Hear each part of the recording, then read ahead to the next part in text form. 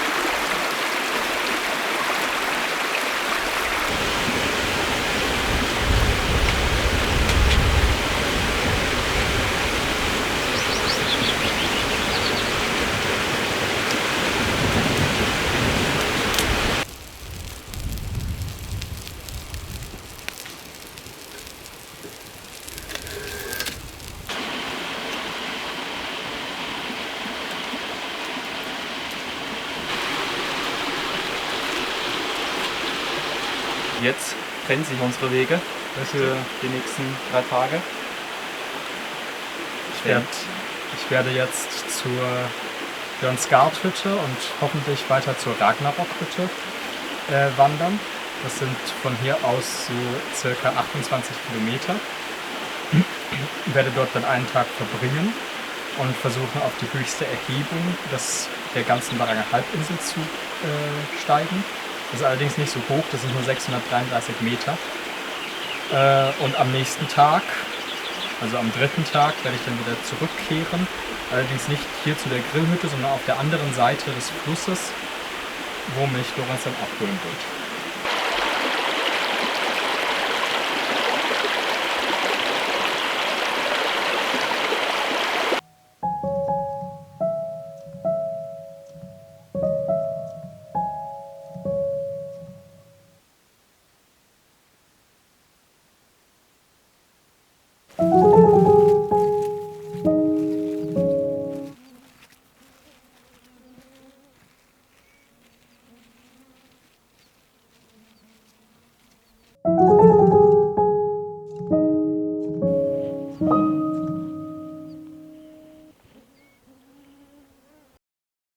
So, es ist jetzt 20:25 Uhr und jetzt bin ich gerade auf dem Vogelweg von hier in Richtung der Hängebrücke über den Kumachfluss. Hier ist eine Informationstafel, auf der einige der Vogelarten, die hier vorkommen, aufgeführt sind, und sie ist zumindest sehr akkurat für meine bisherigen Fjellerfahrungen hier.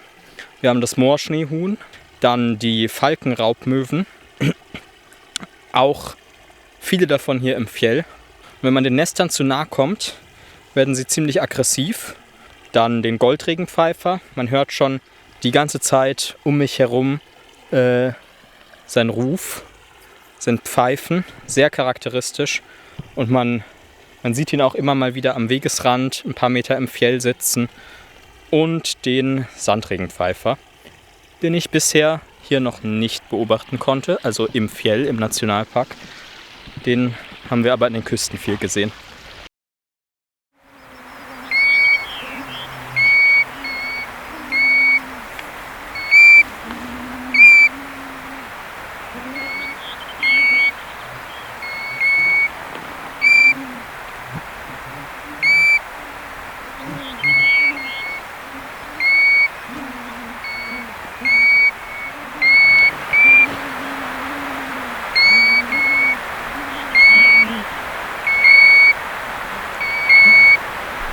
Da vorne im Weidendickicht versteckt sich gerade irgendwo ein Elch.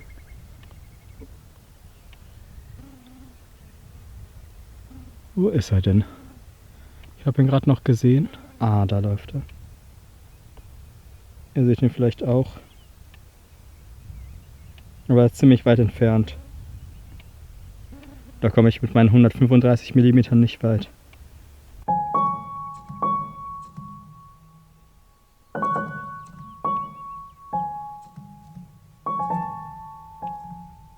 An das Tal da unten erinnere ich mich noch ziemlich gut. Da bin ich bisher immer auf dem Hinweg durchgelaufen. Dieses Mal wird es nur auf dem Rückweg durchwandert. Aber das ist momentan wahrscheinlich ein sehr guter Spot, um Säugetiere zu beobachten. Also eben den Elch, den ich drüben gesehen habe auf der anderen Flussseite. Elche hat man da sicher eine ganz gute Chance. Hier, wo ich gehe, ist es ziemlich steinig und offen. Da gibt es keine Weiden, da gibt es gar keine Sträucher oder Bäume mehr.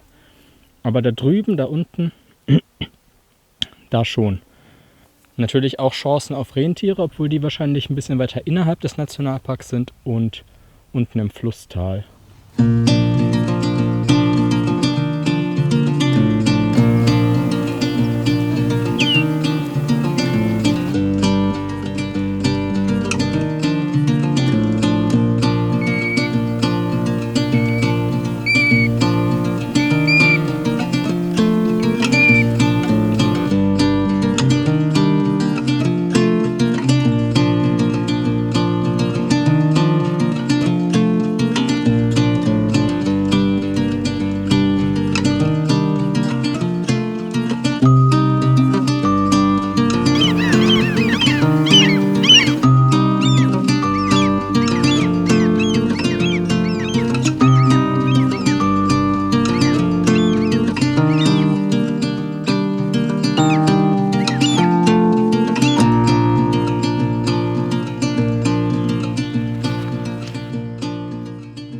Das Gelände hier ist ziemlich sumpfig geworden.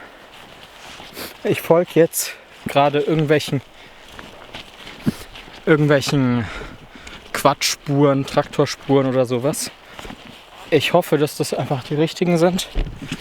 Ich werde jetzt nicht auf die Karte schauen dafür. Ich bin mir ziemlich sicher, dass es noch der richtige Weg ist. Ich habe mich jetzt dazu entschieden, nochmal einen Blick auf die Karte zu werfen, weil sich hier der Weg aufteilt in ein paar verschiedene Richtungen und ich sicher gehen möchte, dass ich einen der kürzeren nehme.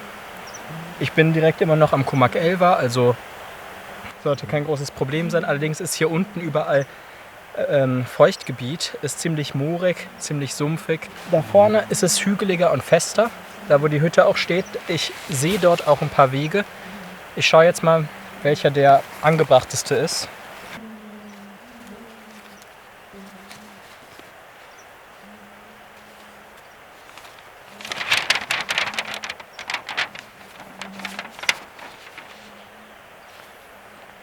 So, hier hinter mir befindet sich der Comac Elva, der Comac-Fluss.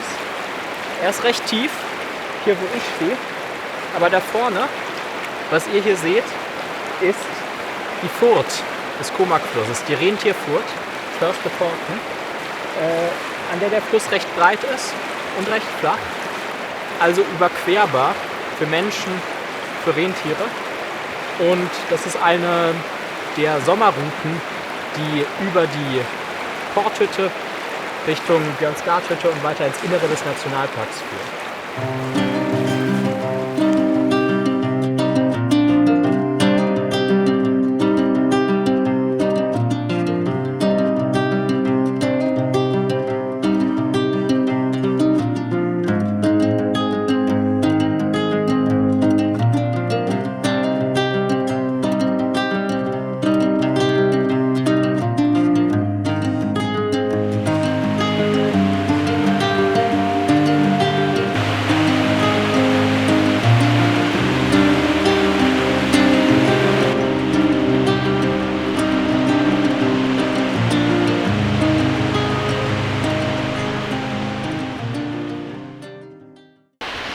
So, ich befinde mich jetzt hier an der Hängebrücke, die über den Comac Elva führt. Sie markiert 1/4 des Weges zur Ragnarokhütte. Auf der anderen Seite des Comac-Flusses, die nächste Etappe ist zur Hubehütte.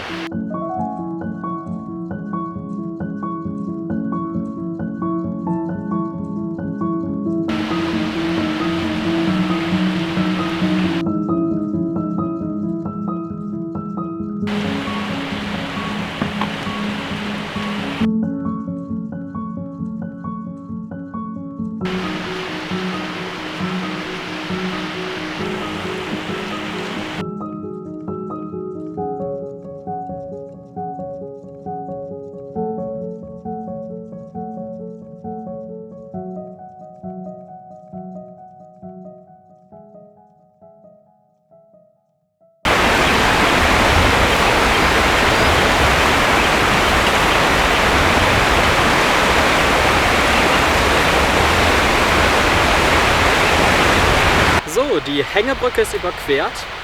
Es ist jetzt 12:30, schon nach Mitternacht. Ich habe jetzt 4 Stunden bis hierher gebraucht. Sprich, wenn ich aber in der Geschwindigkeit weitergehe, dann brauche ich noch 8 Stunden, also bis um 8 Uhr morgens, 8:30, bis ich überhaupt an der Björnsgard-Hütte bin.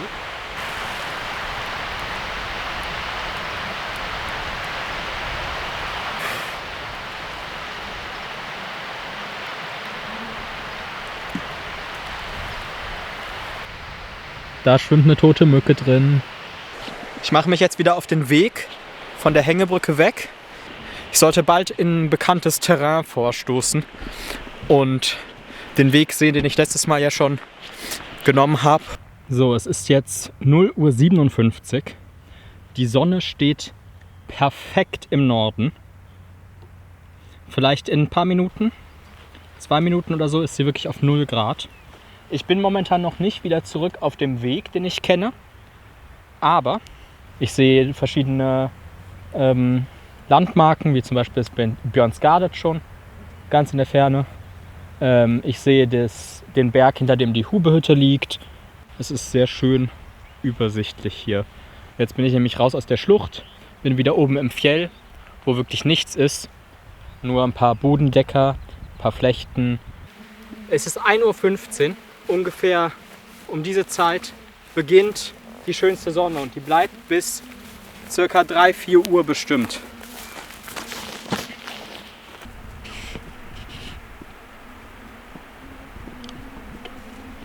Da vorne fliegen die Raubmöwen.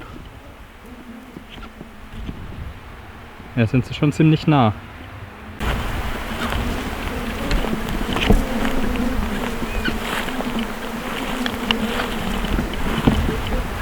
Ich bin jetzt an dem Punkt angelangt, an dem ich mich wieder vereine hier mit dem Pfad. Das ist der Pfad, der von der anderen Flussseite geführt hätte. Ich bin also jetzt wieder auf der Strecke, die für mich nicht neu ist. Was für mich neu ist, sind die wirklich tausenden Mücken.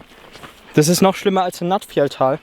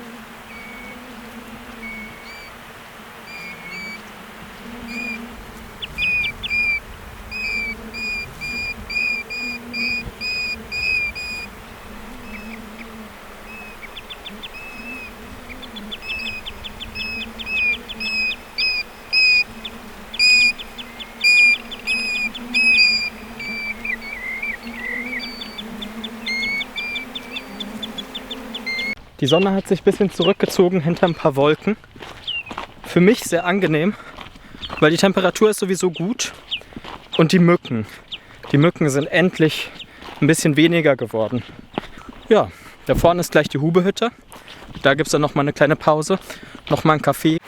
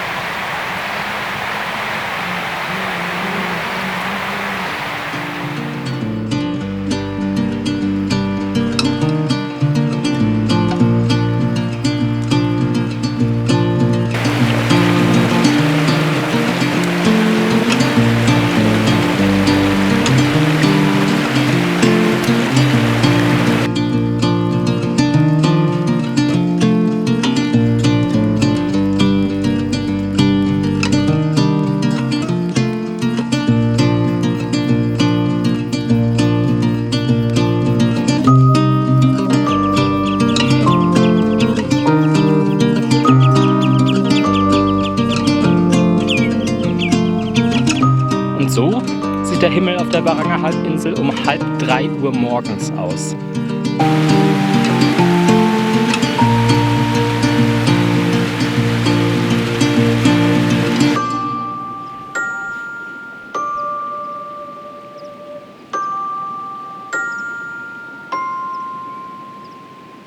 Schaut mal, was da vorne ist. Und zwar neu ausgestattet, wie ich sehe, die Hupe-Hütte.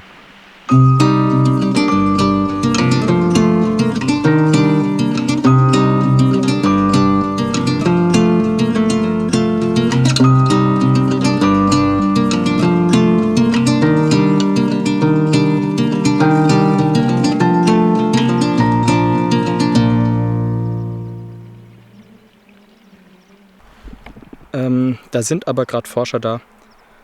Es ist für die ja mitten in der Nacht. Deswegen werde ich da jetzt keine Pause machen und stattdessen erstmal ein bisschen weitergehen. Jetzt ist es 2:51 Uhr. Noch 6 Kilometer bis zur Björnsgard-Hütte. Mal schauen, wie lange ich dafür brauche. Hier vorne in der Bergseite, ich weiß nicht, ob ihr es erkennt, sind ganz viele so kleine Pfade. Das sind auch Trampelpfade, allerdings nicht von Menschen angelegte, sondern das sind Rentierpfade. Rentierpfade sind relativ häufig anzutreffen im inneren Nationalpark. Gerade hier ab zu dem Gebiet um die Hupe-Hütte herum und auch im Sandfjordtal, beim Sandfjordelver in den Berghängen.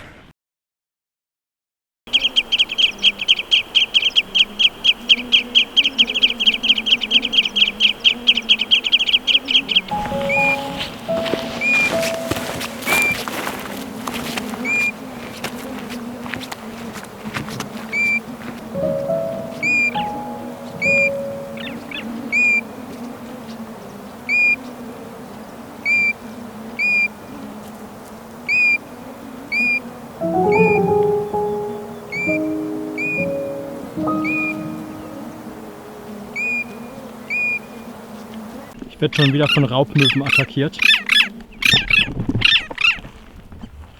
Da sind sie wieder.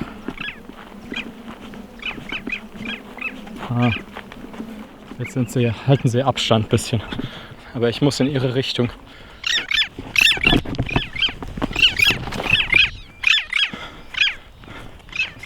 Die sind arg. Das sind arge Viecher. Sie hat sich wieder hingesetzt. Wahrscheinlich ist das Nest halt hier super close. Jetzt kommen sie wieder.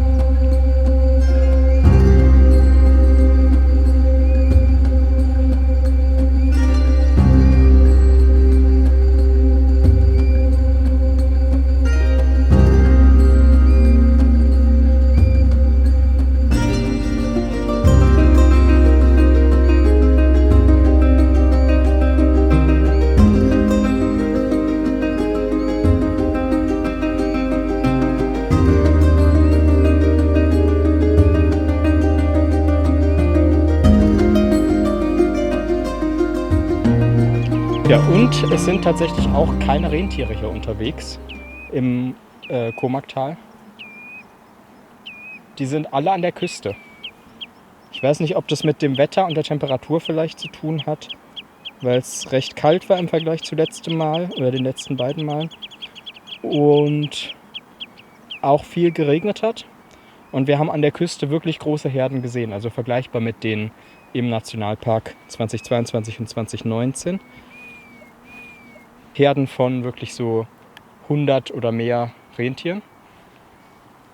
Und die fehlen natürlich jetzt hier. Vielleicht sehe ich sie ja beim Rückweg. Dann nehme ich ja die andere Strecke. Traditionellerweise sind da immer die großen Herden gewesen, aber eben auch eigentlich im Komagtal unten am Fluss, wo jetzt tatsächlich halt gar keine sind. Übrigens hier teilt sich der Komagfluss. Hier unten, da geht der Fluss Richtung Björnsgarthütte. So, es gibt nochmal Neuigkeiten, allerdings keine guten. Da unten habe ich wieder eine Raubmöwe erspäht, direkt natürlich auf dem Weg, den ich eigentlich nehmen möchte. Jetzt sitzt sie da. Ach. Mensch. So, es ist jetzt 4:35 Uhr.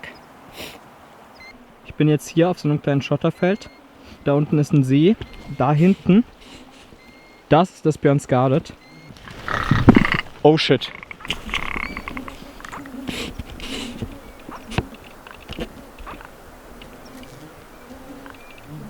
Ist ein Moorschneehuhn aufgeflogen. Es sind sogar 2. Vorne sitzt noch eins. Die sind ziemlich nah.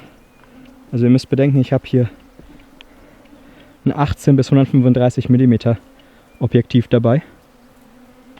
Hat gerade schon Sorge, dass das hier vorne nochmal eine Raubmöwe ist. Aber es ist zum Glück keine. So. Wo ist denn die Hütte jetzt? Kann doch gar nicht mehr so lange dauern, oder? Die Björnsgarthütte hat so an sich, dass man die von der Seite hier, wenn man von Komagver kommt, nicht sieht vorher. Die ist in so einer Senke, wo ein kleiner Bachlauf noch ist. Und die sieht man erst in der letzten Kurve, bevor man da ist.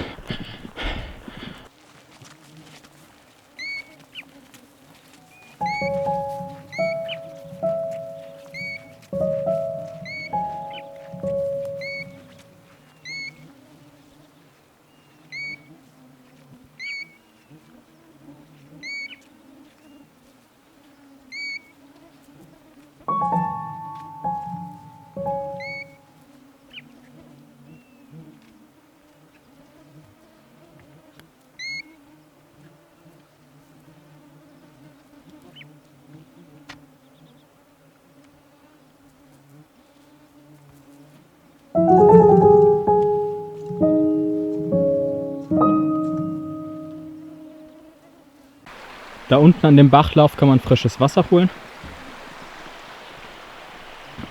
Der kommt direkt von da oben. Ja, und das ist die Hütte. Ganz schön eigentlich tatsächlich. Wunderbarer Ausblick. Hier gibt es tatsächlich so Teekannen. Es gibt einen Gasofen. Hier unten gibt es Gas. Es gibt große Wasserkanister. Es gibt sogar noch hier Notfallessen. Kartoffelbrei ist da drin, glaube ich. Es gibt Kräuter. Es gibt Besteck. Es gibt sogar Kaffee da oben. Es gibt 4 Betten. Schön groß. Ziemlich gemütlich. Mit Matratzen. Sogar 2 Schlafsäcke sind da, falls man seinen eigenen nicht mitgebracht hat.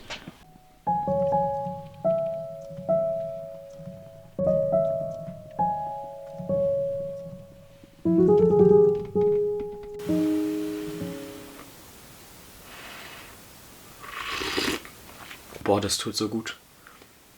Ich muss mir morgen was kochen. Vielleicht bleibe ich doch einfach noch hier und gehe halt am Samstag ganz früh los. Schon so um 5 oder so. Weil zwischen 5 und 17 Uhr soll es angeblich nicht regnen, aber bewölkt sein den ganzen Tag. Aber gute Temperaturen, so 16 Grad. Aber die Angaben sind natürlich von der Hubehütte, weil da gemessen wird, nicht von hier.